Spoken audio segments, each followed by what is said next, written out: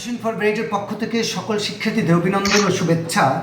সপ্তম শ্রেণী বিষয় গণিত সূচকের গল্প পৃষ্ঠা নং 25।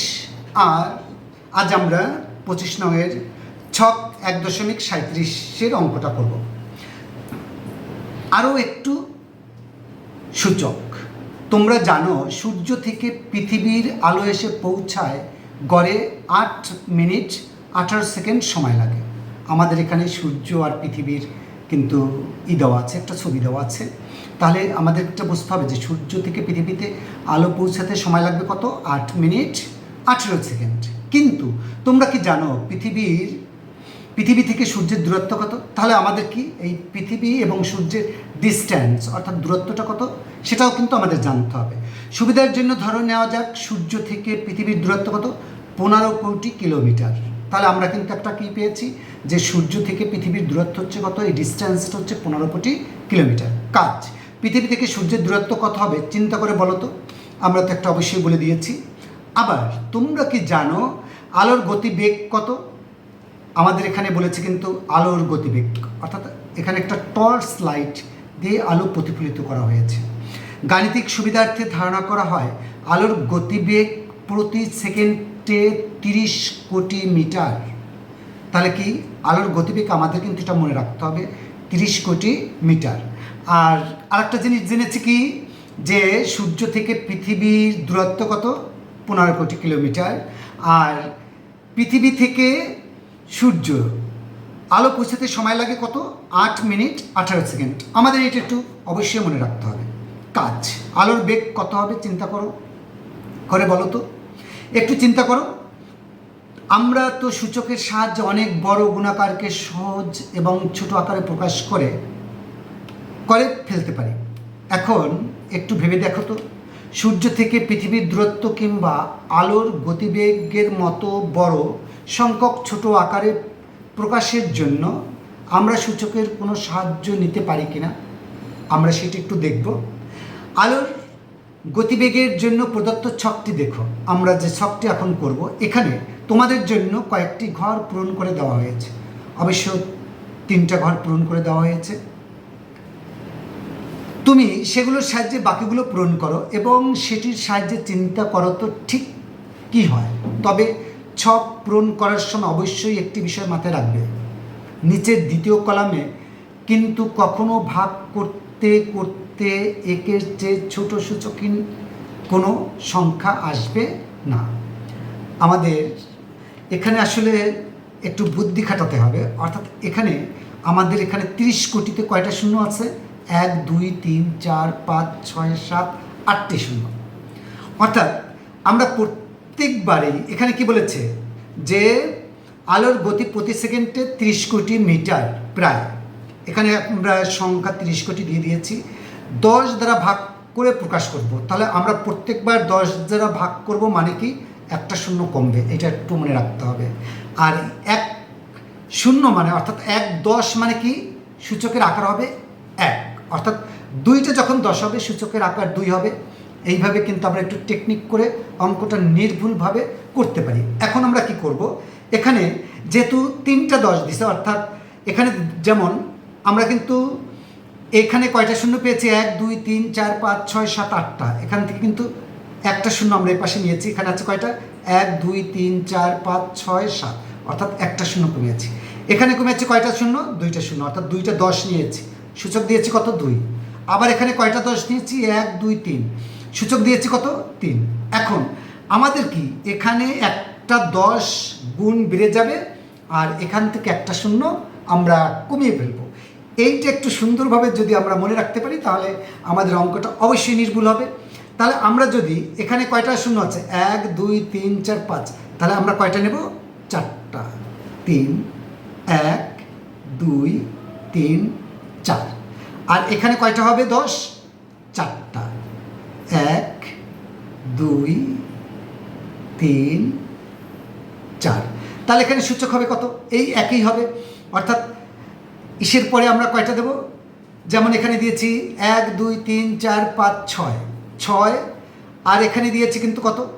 1 2 3 4 5 6 7 8, টোটাল কিন্তু 8টা আছে। আর এখানে কিন্তু আমরা কত নেব 1 2 3 4, তাহলে এখানে নেব কত 10-এর সূচক নেব কত 4। আর এই জায়গায় কিন্তু আমাদের একটু মনে রাখতে হবে, যেমন 1 2 3 4 5 6 7, 7টা নিয়েছি, এখানে কয়টা আছে অর্থাৎ একটা, এখানে নিয়েছি 2টা, তাহলে কয়টা কমবে 1 2 3 4 5 6টা অর্থাৎ একটা কমেছে।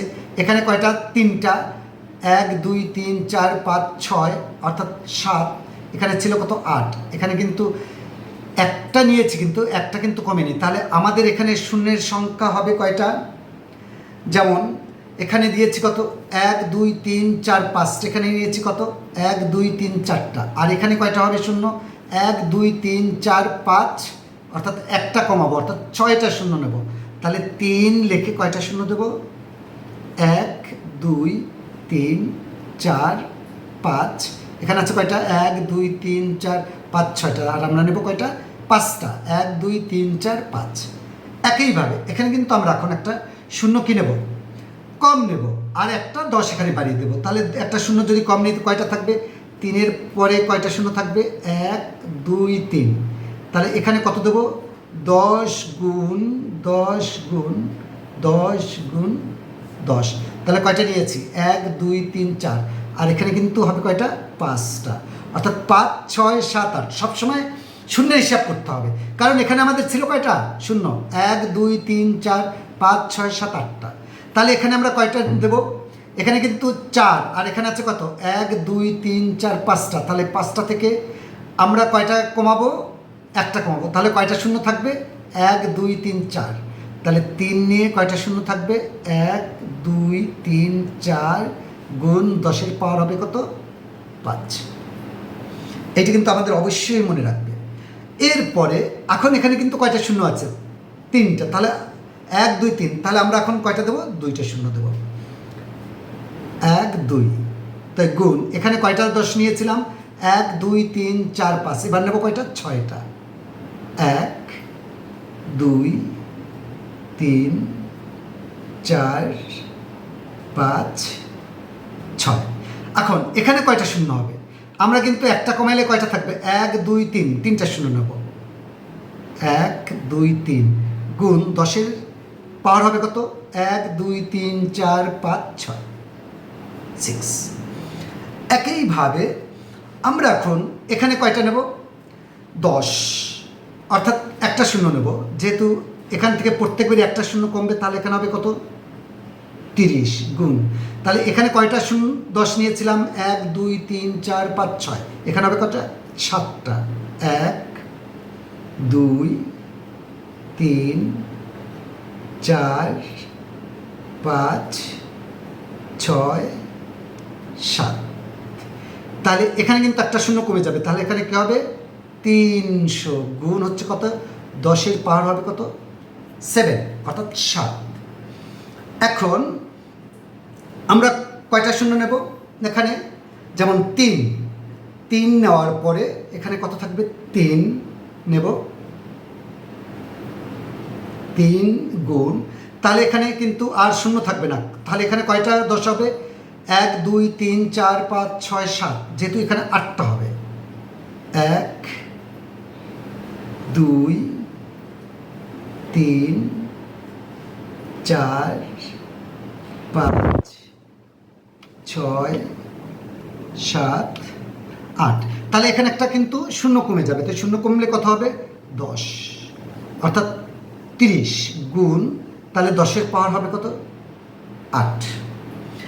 এখন আমাদের কিন্তু এখানে কিন্তু আর কি থাকে 3 থাকে, তো 3 থাকলে এখানে আমাদের কত হবে 3, অর্থাৎ এখানে আমাদের কয়টা ছিল, যেমন 1 2 3 4 5 6 7, আমাদের এখানে কিন্তু একটা শূন্য বেশি থাকবে, কারণ 1 2 3 4 5 6 7, এখানে থাকবে কয়টা 1 2 3 4 5 6টা, এখানে থাকবে 1 2 3 4 5 1 2 3 4 5 6, তাহলে এখানে রয়েছে কত 1 2 3 4 5 6 7, এখানে থাকবে 1 2 3 4 5 6টা, এখানে থাকবে 1 2 3 4 5 6 3 6, এখানে কিন্তু আমাদের বইতে অবশ্য ভুল দেওয়া আছে, এর জন্য আমাদের আসলে অঙ্কটা মেলে নাই, তাহলে এখানে একটা শূন্য কম থাকবে, এখানে একটা শূন্য কম থাকবে, আমরা একটু মিলাবো, এখানে একটা শূন্য কম থাকবে, এখানে একটা শূন্য কম থাকবে, এখানে একটা শূন্য কম থাকবে, এখানে একটা শূন্য কম থাকবে, এখানে একটা শূন্য কম থাকবে, এখানে একটা শূন্য কম থাকবে। তাহলে আমাদের অঙ্কটা কিন্তু হয়ে গেল। অর্থাৎ আমরা কিন্তু বইয়ের আঙ্গিকে করে দেখলাম কি আসলে এখানে শূন্য কী হয়ে যাবে, একটা কমে যাবে। তাহলে আমাদের একটা শূন্য কমে যাবে। তাহলে আমাদের কি হলো, 3-এর কত পাওয়ার হচ্ছে কত, 10-এর পাওয়ার 8, অর্থাৎ 3-এর পরে কিন্তু কয়টা শূন্য থাকবে, 8টা। তাহলে আমরা এখানে গুণে দেখি 1 2 3 4 5 6 7 8। তাহলে আমাদের অঙ্কটা কি হয়েছে, সঠিক হয়েছে। সবাইকে এডুকেশন ফর ব্রাইটের পক্ষ থেকে শুভেচ্ছা, অভিনন্দন। লাইক শেয়ার অবশ্যই কমেন্ট করবেন আমাদের অঙ্ক যদি আপনাদের ভালো লেগে থাকে। সবাইকে শুভেচ্ছা।